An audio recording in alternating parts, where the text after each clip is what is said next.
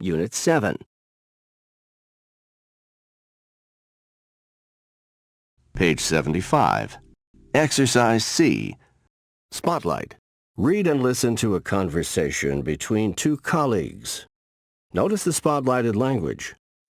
Tom, do you have a minute? Sure, Vicky. Come on in and have a seat. What's on your mind? You know, I may be imagining things, but I have the distinct impression that my staff's either talking about me or has some kind of secret they don't want me to know about. What gives you that impression? Well, for instance, for the last few days, every time I get back from lunch, Bill and Emma and Ron are all huddled together in Emma's cubicle and talking, and the minute they realize I'm there, they shut up. I mean, that's not normal, is it? It makes me think they're talking about me behind my back. Well, if I were in your shoes, I wouldn't automatically assume that. I sound paranoid, don't I? I mean, it sounds crazy to think it has something to do with me. Behavior does seem to suggest they don't want you to know what they're talking about. Keep in mind that there may be a totally innocent explanation. Have you considered the possibility that maybe one of them's got a job offer? Or that they're just gossiping? Hey, who knows? Maybe they're gossiping about me. I suppose you're right. Don't get me wrong. There's definitely something going on, but I wouldn't jump to any conclusions. I've got to take this. Just a sec. Well, as a matter of fact, she happens to be in my office right now. Why don't you all just walk over here, okay? The cat's out of the bag, Vicky. We all know today's your birthday, and we've been planning a little surprise celebration. The gang's got a cake and a little present for you. They're on their way over now. Oh, Tom, I feel like such an idiot.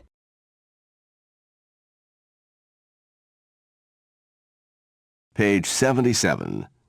Exercise A. Conversation Spotlight. Read and listen. Notice the spotlighted conversation strategies. Can you believe this? What? This ad. It says, don't eat these 3 foods and lose all belly fat in 1 week. Guaranteed. Oh, come on. You don't buy that, do you? That's got to be a total scam. Of course it is. But people are gullible. Why do they fall for stuff like that? Wishful thinking, I guess. They believe what they want to be true. You can say that again. Ways to express disbelief. Listen and repeat. You don't buy that, do you? That's just too good to be true. No way can that be true. Page 78. Exercise A. Grammar Spotlight. Read about some superstitions. Notice the spotlighted grammar. Superstitious.com. A selection of superstitions from far and wide, then and now. Good luck. In some countries, it's said that a frog brings good luck into the house it enters. In others, however, it's said that this brings bad luck. In Korea, it's believed that dreaming about a pig will bring good luck because pigs symbolize wealth. Bad luck. In some cultures in the 18th century, when a worker died on the job, his shoes were brought to his house and placed on the table. Ever since, it's been held that putting shoes on a table is bad luck. There are other theories about the origin of this superstition, but they are all associated with bad luck and death. Weddings. In some cultures, it's thought that if the groom drops the wedding ring during the ceremony, the marriage is doomed. And in others, it's said that after the wedding, the spouse who goes to sleep first will be the first to die. Babies. In the past, it was said that the sex of a baby could be predicted by suspending a wedding ring by a string over the palm of a pregnant woman. If the ring swung in a circle, the baby would be a girl. If it moved in a straight line, it would be a boy. Animals. It has been claimed that a dog eating grass brings rain, and that rats leaving a ship signifies the ship will sink. Numbers. It's estimated that more than 80% of U.S. high-rise buildings don't have a 13th floor. This is because the number 13 is considered unlucky, and building owners are afraid that few people would be willing to rent an apartment, hotel room, or office on the 13th floor. Page 79. Pronunciation Booster. Page 148. Exercise A. Listen and practice. 1, Superstitions about animals are very common. 2, Some say rats leaving a ship will cause it to sink. 3, A belief in a superstition often results in fear. Practice reading each sentence aloud, paying attention to the linking sounds you have learned. Listen to compare. 1, A frog brings good luck to the house it enters. 2, Babies born with teeth become extremely selfish. 3, An itchy nose means you'll have a fight. 4, A lucky charm protects against the evil eye. 5, She keeps a large bowl of water near the front door. 6, Superstitions can be found in every culture. 7, A company claims to have invented a machine that allows people to talk with their pets. 8, Some fears are hard to overcome. 9, My sister believes in ghosts, avoids black cats, and carries a lucky charm in her pocket. Page 80. Exercise B. Reading. Read the article about placebos and nocebos. What do they have in common?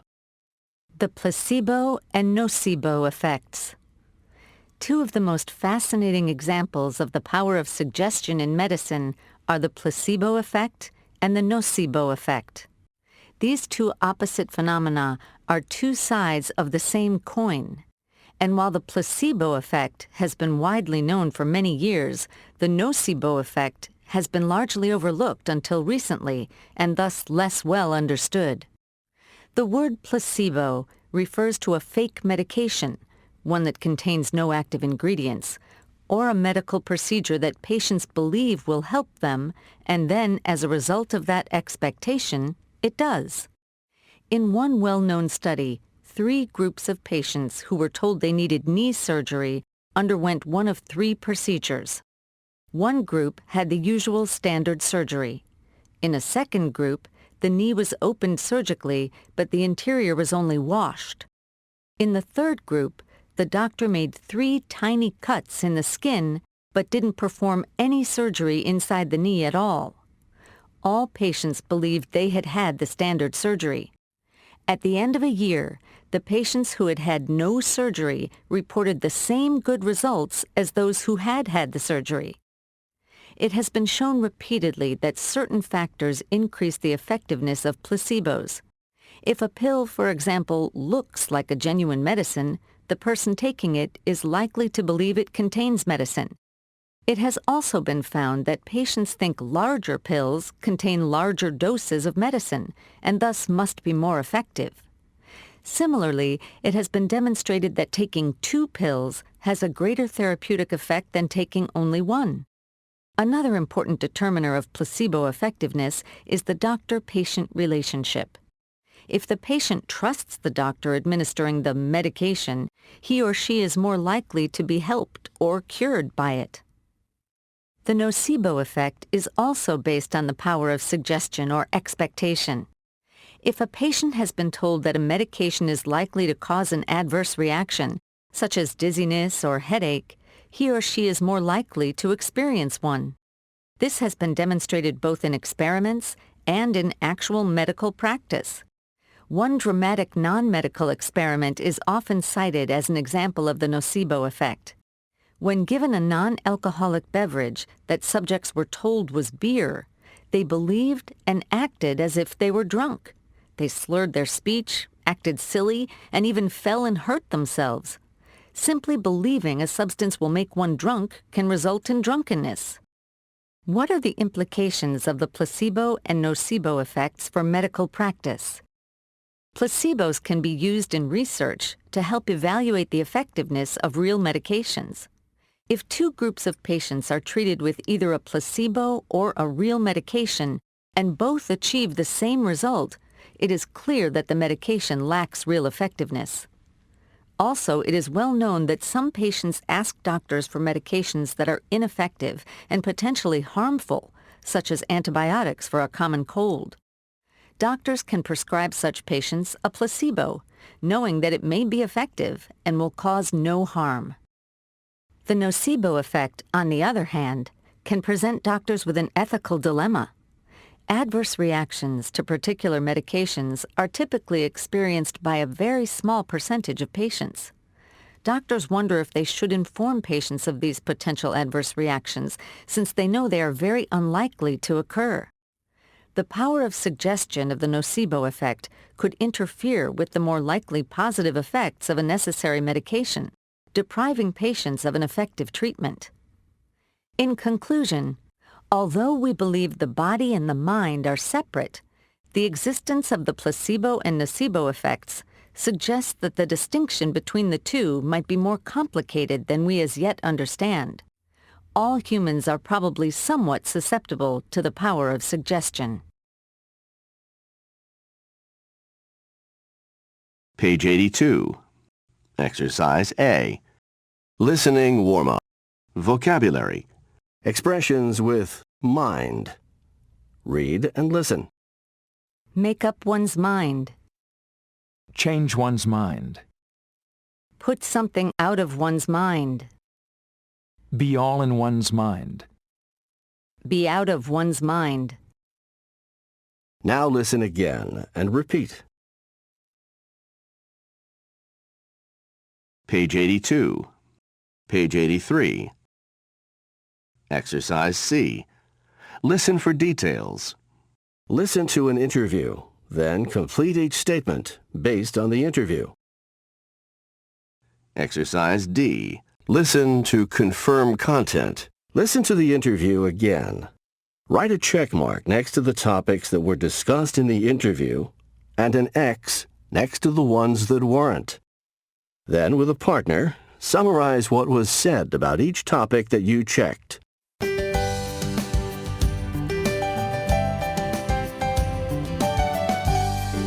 I'm Timothy Allen, for It's All in Your Mind. Are you so terrified of getting on a plane that you avoid traveling? Does seeing a spider in the sink make your blood run cold? When you go to the doctor for a shot, does the sight of the needle make you want to run the other way? If these situations, or the sight of blood, standing at the top of a mountain, going to the dentist, or being in enclosed spaces fill you with fear, even dread, then you may have a phobia. Today, we're interviewing Dr. Karen Nordlinger of the Cape Town Psychological Association in Cape Town, South Africa. Dr. Nordlinger is a noted specialist in the treatment of phobias. Dr. Nordlinger, welcome. Thank you, Tim. Thank you for inviting me. Dr. Nordlinger, why do movies and TV programs often make fun of people with phobias? And why are there so many jokes about them? I think that's because phobias are often laughed off. People see them as totally irrational, essentially without reason. And people who don't suffer from extreme irrational fears find them difficult to understand. If someone they know develops a phobia, their response is, "It's all in your mind," suggesting that the phobia isn't real. But to the person with the phobia, the fear is real, even if they understand that it's irrational. To them, it's no joke. How many people suffer from phobias? It's estimated that approximately 10% of the population worldwide has some kind of phobia or overwhelming anxiety, and their fears aren't something they can just put out of their mind. People with phobias, or phobics, don't have much control over their phobias. They cause them both physical and mental symptoms.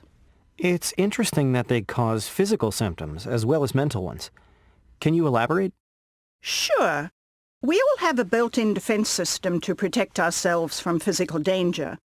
When we are faced with danger, our heartbeat gets faster, our throat goes dry, our sweating increases. These unpleasant physical symptoms are referred to as the fight or flight response, and prepare us either to protect ourselves or to run away to avoid harm. However, a person with a phobia of something that doesn't present a real danger reacts in the same way, as if the danger were real. In fact, that's the distinction between a run-of-the-mill fear and a true phobia. Phobics will go to great lengths to avoid being confronted with what they fear and the unpleasant fear responses they cause. Their efforts to avoid situations that scare them can lead to difficulties at work and in everyday life. I mean, imagine you have a phobia of being on a high floor in a tall building, and one day you have to attend a meeting on the top floor. Your extreme fear response will be embarrassing and may be harmful to you in your work. People will think you're out of your mind, and they might laugh about it behind your back. What are some of the most common phobias? The list of recognized phobias is enormous. Two of the most common ones, though, are arachnophobia. Arachnophobia, that's fear of spiders, right? Right. And claustrophobia, the fear of being in an enclosed space, such as a subway car or even an elevator, for example. Well, it would be pretty hard to avoid elevators, wouldn't it? That could be really limiting. Keep in mind that people can develop fears of almost anything. For some, just being in social situations such as meetings and parties fills them with dread. They plan to go to a social event, and then suddenly at the last minute, they change their mind and call and make up an excuse, such as an illness or some other problem. Think of it. It's embarrassing to be afraid of something that no one recognizes as a real danger. So, Dr. Nordlinger, tell us, can people with phobias be helped? Definitely. As with other problems that can be treated, the first step is to make up your mind that you want to be free of your phobia. When you're totally sick and tired of your anxiety taking over your life and are willing to do something about it, there are a number of effective treatments. The most popular one is cognitive behavioral therapy, or CBT. What does that therapy consist of? So, in CBT, the patient is exposed repeatedly to whatever causes the fear. In fact, this therapy is sometimes called exposure therapy for that reason. But some patients can't tolerate exposure therapy. For those patients, another treatment called counterconditioning often works. How is counterconditioning different from exposure therapy? In counterconditioning, patients are trained to substitute a physical relaxation response for the unpleasant fight or flight symptoms. It can be very effective. So, what thought would you leave us with today? I think I'd say to people with phobias, you're not alone. Lots of people have phobias, and if you make up your mind to overcome them, good treatment options exist, and the success rate is excellent. Thank you, Dr. Nordlinger, for an interesting and informative interview.